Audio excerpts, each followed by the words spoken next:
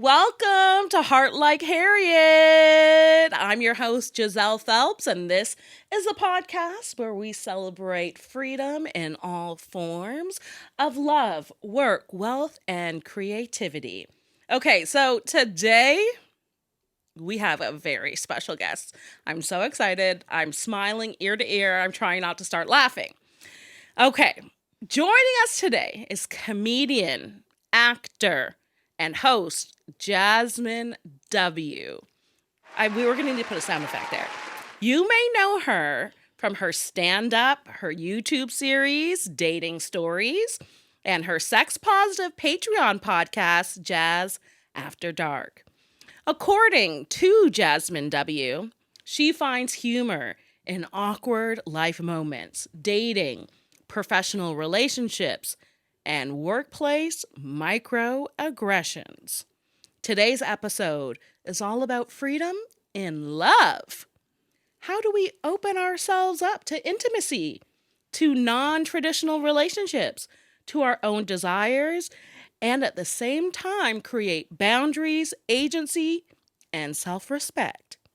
Jazmyn's experience hosting candid conversations around sex and relationship norms, and using comedy to talk about the things we often keep quiet, make her the perfect guide for this conversation. Welcome, Jazmyn, to Heart Like Harriet. Thank you for having me. I'm so excited. Thank you for being here. Oh, I love you, Giselle. I'm so happy to be here. Aw, the feeling is mutual. Okay, so I open this podcast every episode by asking folks what freedom means to them. So what does freedom mean to you? Wow. Okay. Freedom means to me the ability to choose my next move. And that could be something as small as what am I going to do after, recording this podcast with you, to what do I want to do next year, to what do I want to do next in general. So that freedom to me to choose my next move, whatever it means to you personally, I think that's freedom. Okay, Yeah. I would agree with that. And I think especially as women, as Black women, having the freedom to choose your next move is key to our liberation. Yes, it is. Yeah. Absolutely. Okay, so the theme of this episode is freedom and love, right? And I decided that because you talk a lot about love. Why is love a topic that you've chosen to tackle in your content? I think I was telling a friend yesterday, my content is a reflection of where I am in my life.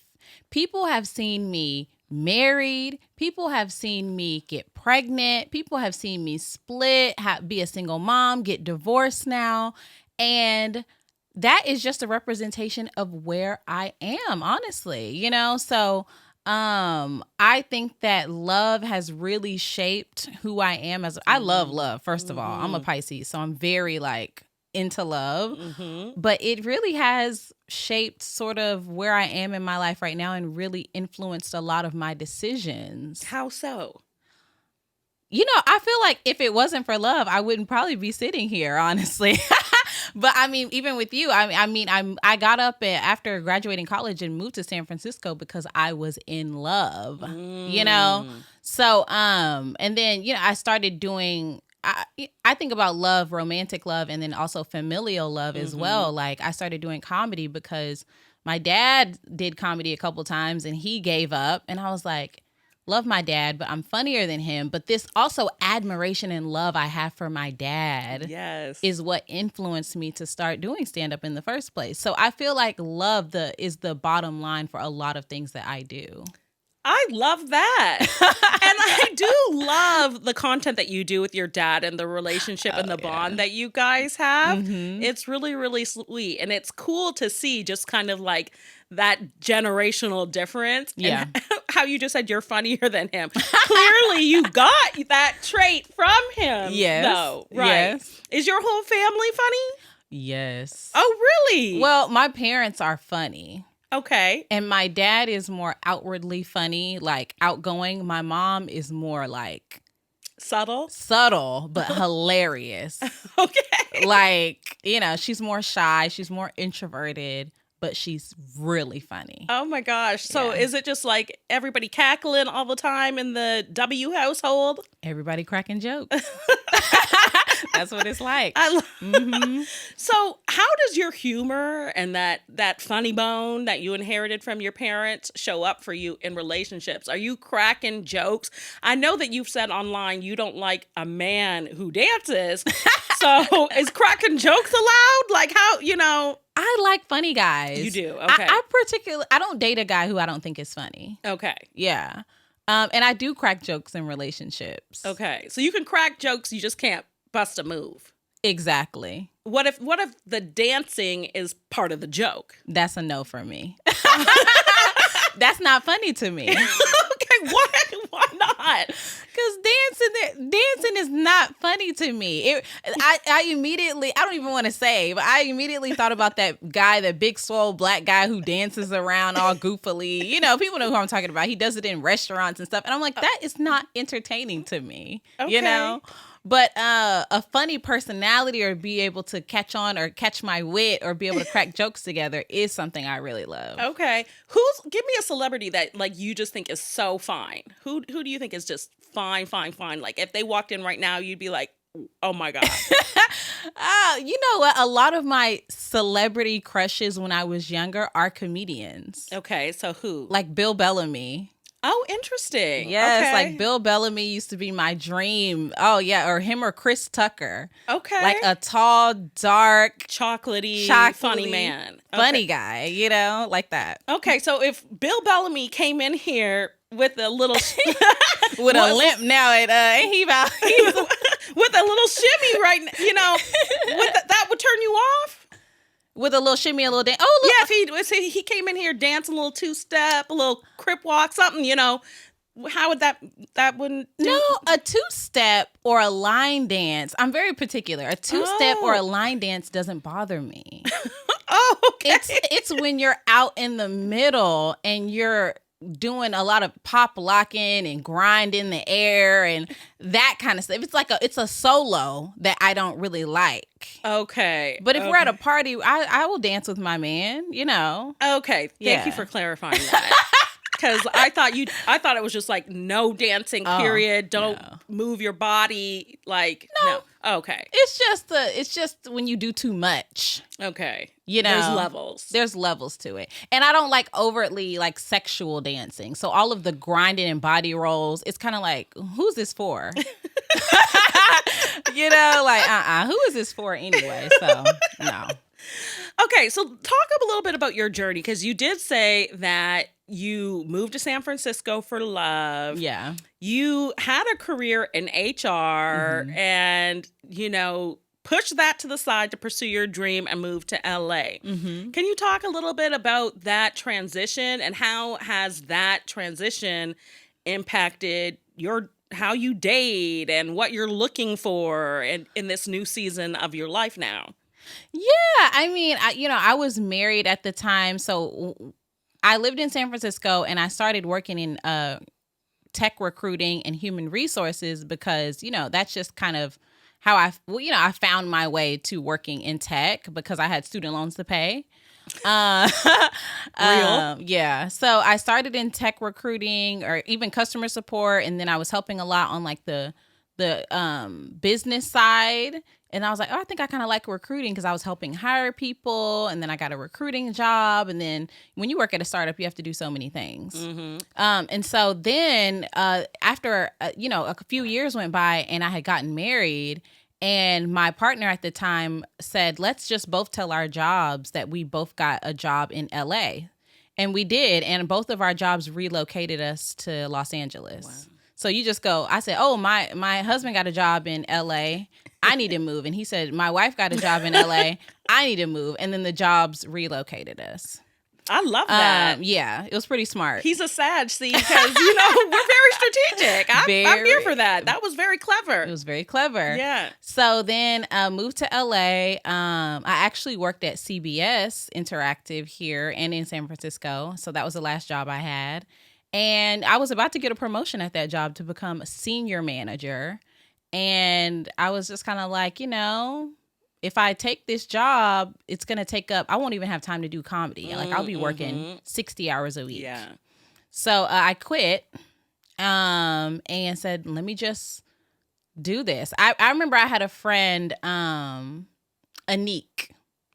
And I remember they told me, you can't really pursue comedy unless you do it full time. And I was like, that's not true. I'm pursuing it now. Like I'm on the road. Yeah. And they were like, no, you just really can't do it unless you do it full time. And I just thought about that. And I was like, I really need to quit my job. Wow. That's a big freedom move right there. It was a big freedom move. Yeah. And I did. And that was 2019. I've been an entrepreneur ever since. 2019, so coming on 6-7 years. Yeah. Wow. Yeah. And so once you made that choice to go into comedy full time, content creation too, how did that change how you're dating? Because now you're not working a 9 to 5, you're not in corporate, you're in different spaces. I'm sure meeting different types of people. Well, I was married at the time. Oh, that's right. There was the divorce. Okay. There was a divorce. So I started dating when my child turned 1. Okay. I had already moved out, honey, and moved on, child. So by then. So when my kid turned 1, honestly, I hadn't dated anyone. I hadn't slept with anyone since I conceived my baby. I had been separated since I was about 5 months pregnant. So I was like, honey, I need something. So I started dating, and I'm a single mom now. I'm an entrepreneur. Yeah. I am, a comedian, and I just started to see what I could say yes to. I tell people, I said, I'm going to say yes to everything I get invited to. Really? Mm-hmm. So you were on your Shonda Rhimes year of yes. Yeah, I was. Wow. Okay. From influencer events to events with friends, concerts, whatever I got invited to, I said yes. Why was that an important choice for you to make, to say yes to everything? Because I was in the house and with a baby, and if I did not, I would never leave the house. Right. Honestly, that was also the year I decided I was going to do start solo trips on my birthday, So if I'm a mom and I'm work from home, when am I going to go outside and just meet people? I have my friends that I get to see every now and then, but if I don't say yes to even what they're inviting me to, I won't even get a chance to just meet up with them and just practice being outside or practice getting dressed up and feeling good about myself or anything. Right. You had to make a conscious decision. Yes. Yeah. Instead of just kind of falling into the everyday flow of life as a mother. Yes. Definitely. Mm-hmm. So did anything surprise you, once you started saying yes to everything and going to different events and meeting different people? I love the conversation about dating in LA and how difficult it is. I do find that when I step outside, honey, I don't think it's that hard, Yeah. You're like, okay. You step outside and if I look good and feel good, if I step outside in my sweats, I don't even talk to me, right. But if I'm stepping outside, I'm looking good, I'm feeling good, my energy is open, then I find dating here to be fun. And so have you met anybody here that surprised you? I think I saw recently you said you just broke up with somebody. Is that... I did. Because the last time we had lunch, you were just in a good space with this person. Yeah. And then I just saw that online and I said, I got to ask her about that when we record. That was about a week ago. We broke up. I had a boyfriend and we broke up. Yeah. What happened? Can you share? Because you were excited the last time that I was. Well, to make a long story short, he said something that I thought was queerphobic, transphobic, homophobic. And I don't play that. So we don't play that. Don't play that. Yeah. And I believe in equality, and I don't play about that. And I also feel like when you meet men specifically, like especially heterosexual men, and they say things that are nasty or negative or that lean to me even to be too negative or about my queer family, then you also feel that way about women. We just haven't gotten there. Ooh. So yeah, it was a no for me. Okay. I love that's a great boundary to have and to be clear on. Yeah. Right? Yeah. And so do you find that dating hetero men in this day and age, that this is something that you encounter a lot, or are people more open-minded? I know you've also spoken publicly and pretty candidly about the fact that you're open to dating bisexual men, right? Yeah. So I'm curious how this comes up with, in different experiences that you have. Well, let me just say, I'm open to dating bisexual men. I've never had the pleasure of doing so because half the men, in my opinion, who say they're bisexual ain't bisexual. Okay. I'll be like, oh, you're bisexual? And they'll be like, yeah. I'll be like, okay, so what's up? They're like, girl. I'm like, what? I thought you were bisexual. Right. They're like, not today, honey. And I'm like, okay, But they've attempted to date you. No, I've dated, I feel like I've dated someone in the past here in LA who was bi, and I feel like I created a safe space for them to tell me if they were, and I asked them, and then he told me he wasn't, but I felt like he was. Okay. And that might be the case with, people who are transphobic or queerphobic as well. Who knows? Right.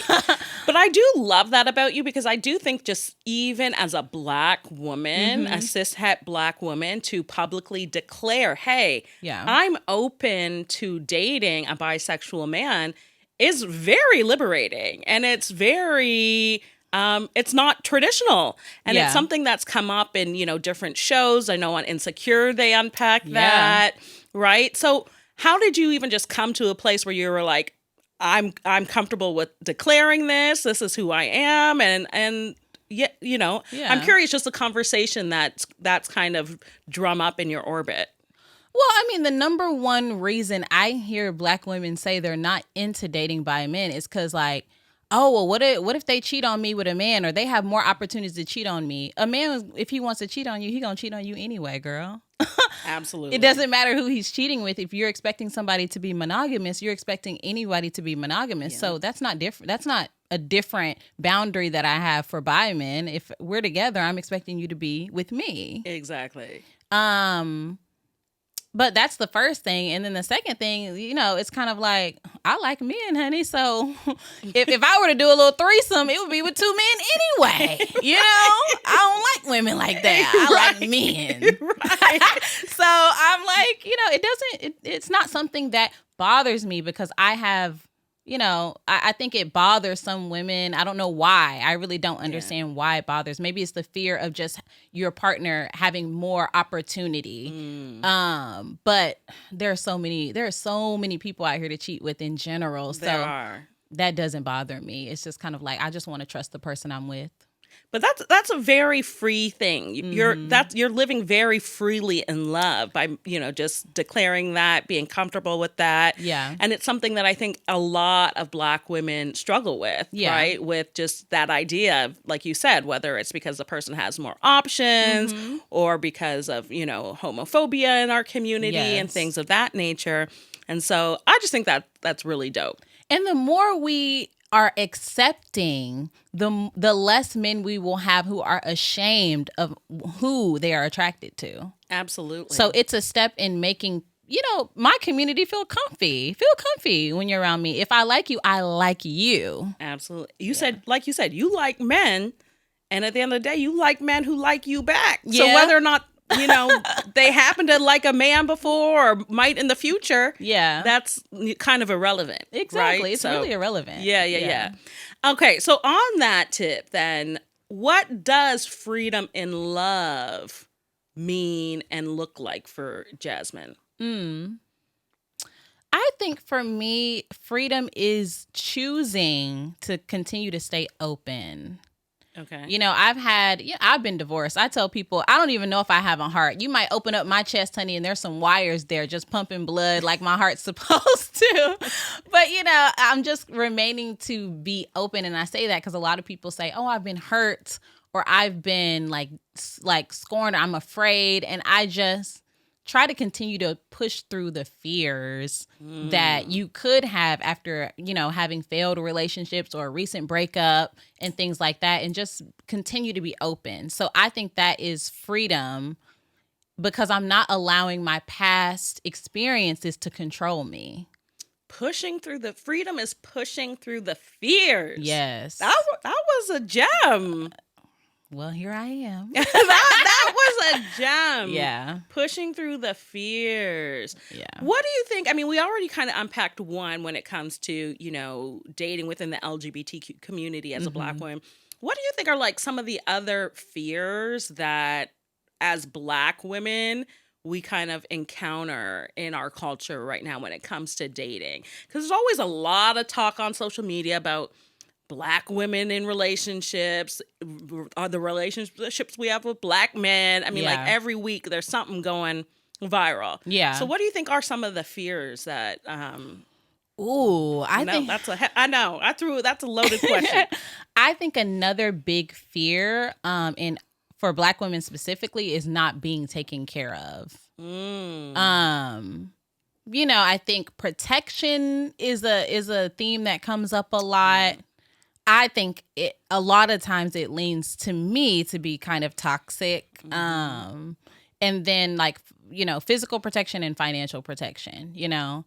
And I don't know. I look at my relationships in my family or even my parents, like my parents, I'm not saying people should split bills. I think you should maybe, you know, take it with a grain of salt with however you want to move. But like, if you're interested in dating, not even Black men anymore, I'm seeing this on dating shows that I watch. Like most men, we're making the same amount of money as them or more. Yep. So like my parents split bills. So why would I expect somebody to come and pay all of mine? You know? Right. It just depends. I wouldn't date nobody who broke. Absolutely not. But not in LA. Not in LA. You gotta hustle. Yeah, you gotta have a little change. You gotta have a little. You know, you can't live in LA without a little something. I've seen it though. I mean, not at this point. You're grown. So yeah, but I date guys who are a little bit younger than me too. Oh, you do? Yes. How young do you go? 31 was the youngest I've gone recently, and I'm 36. Okay, I mean, but they're in their 30s. Yeah, they're in their 30s. So they're, you know, their brain is fully developed. Yeah, but they're not paying my rent. You know what I'm saying? You know. Okay. So. That's interesting. So a younger man, what is it about younger men? You know what? I've said I like who likes me to a certain extent, right? I still have to like you, but I don't get approached by men who are my age or older than me. I never have, not one time. Really? Yes. I find that really surprising. So do I. Wow. I don't know what it is. They do not approach me. Maybe you look younger. Well, you would think that's what they like. Well, that's true, but maybe, I don't know, they're thinking like you're in your 20s or something. So I don't know. That's fascinating. When I open my mouth, I'm not in my 20s. No, though. you're not. You know, You're not. You're not giving 20s. I don't give 20. I give auntie, honey, and I be saying that. You do not give auntie. I do. I look. Jazmyn, I give auntie. You don't give auntie.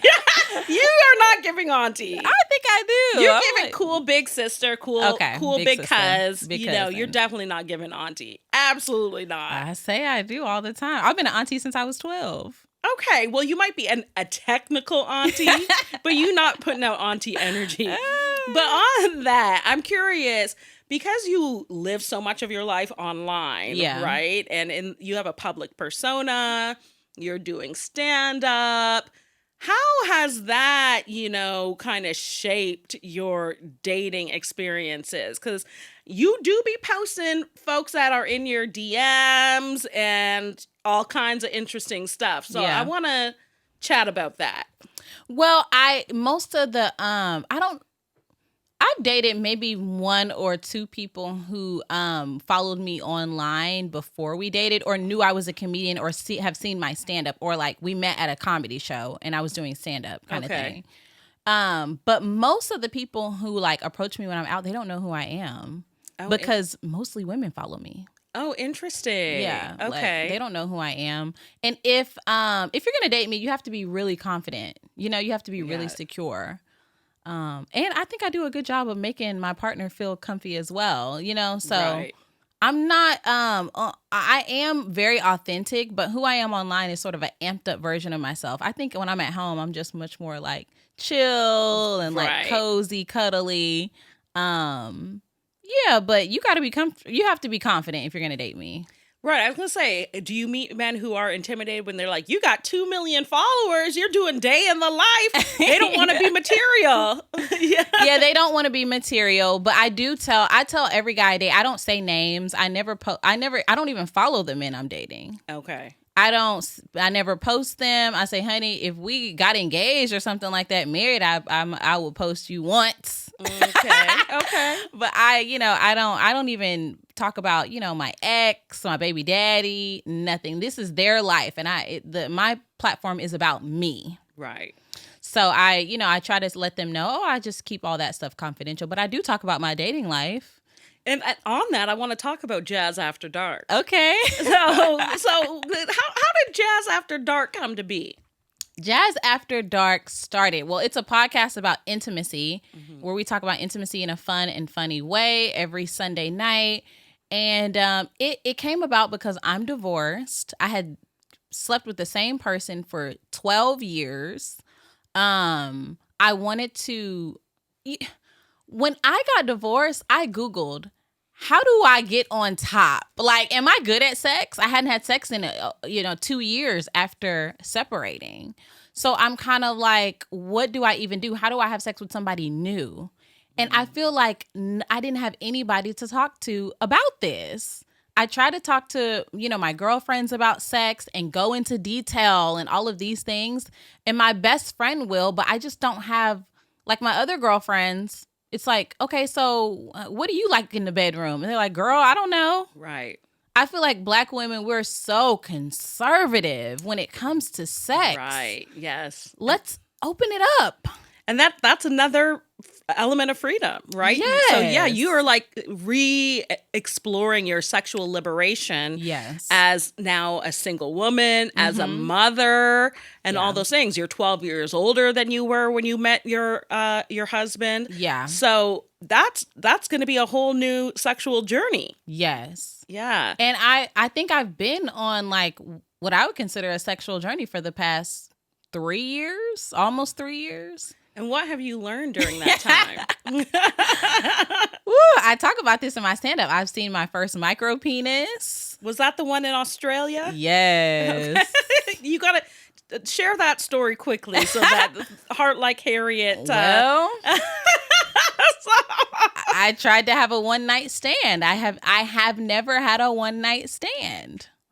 And so I met a bartender in Australia, and I honestly, I thought he was queer when we first met, and he was just laughing with me, kikiing with me at the bar, found out I was a comedian, followed me on Instagram, and the next day he's like, hey, I would love to take you on a date. And I was like, what?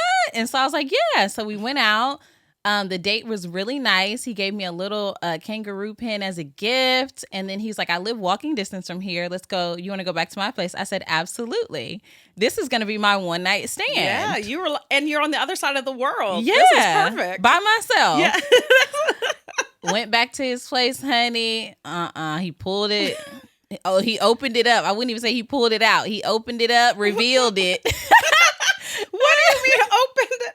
Well, he didn't pull it out. I'll tell you that for sure, Giselle, because it wasn't nothing to pull out, honey. I can't. He revealed what he was working with, and I was like, okay. Well, let's see what we can do. Oh, goodness.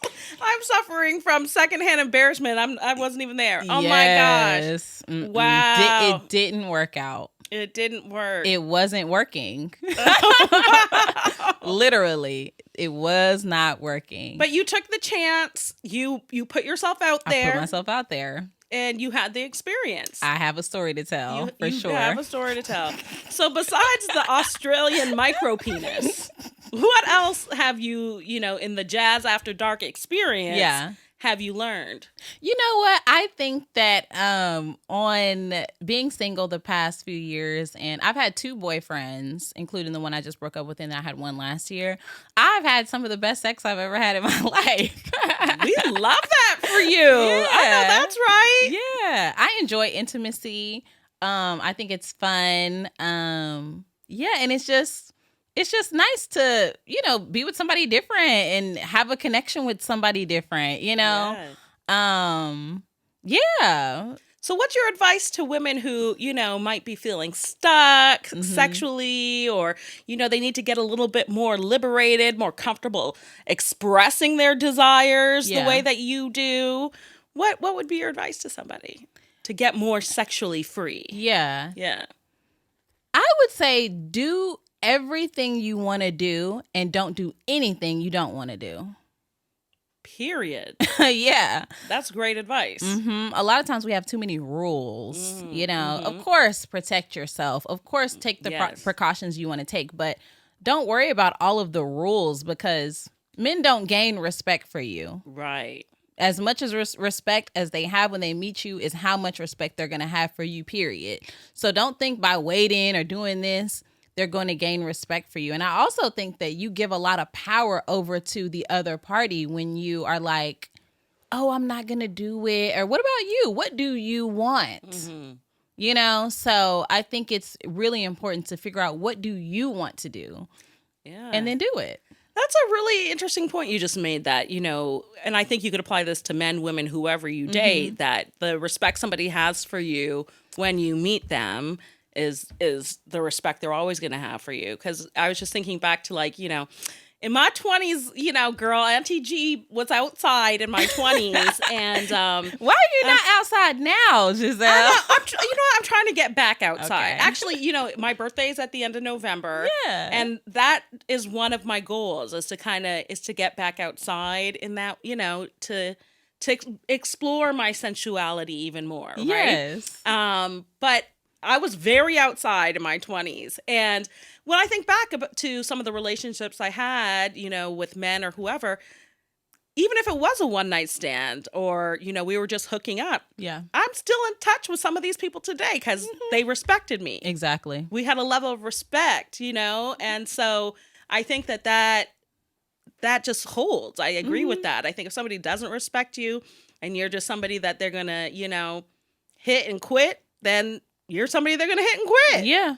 Whether it's now or 3 months from now. Well, exactly. Yeah, no, that's a good point. Because when I think back, I'm like, oh, yeah.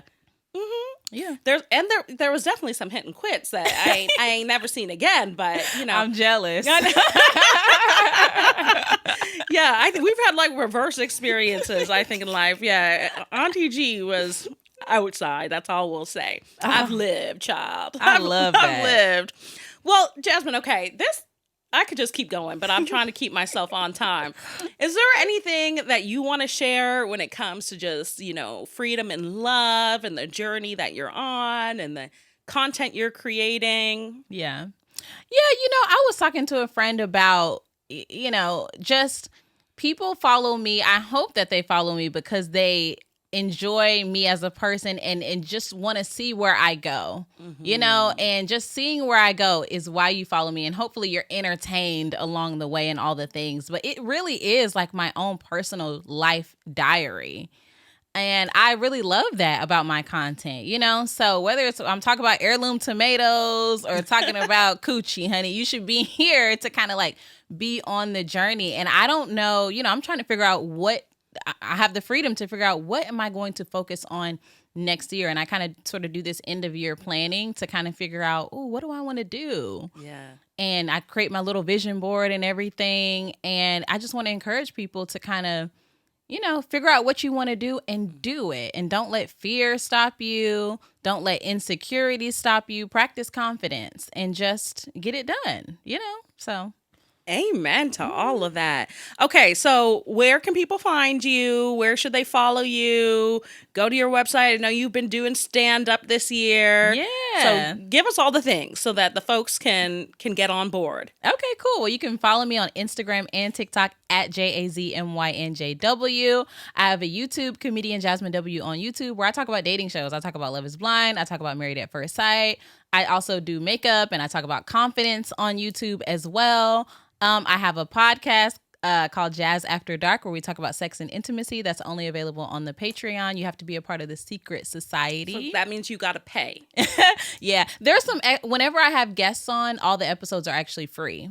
Okay. And I try to do that about once a month. I'm trying to get you some paid subscribers. Yes, you got to pay. But pay, yeah. If you want to support me, pay. You can pay $5, you can pay $10, you can pay $20, but $5 is the minimum.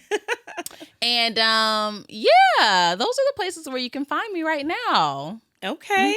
And are you manifesting anything right now for your love life for 2026? What can we help you manifest?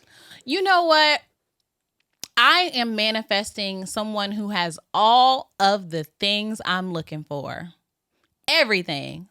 Tall, good looking, money, has the same values as me, kind, masculine, a gentleman, an element of femininity as well.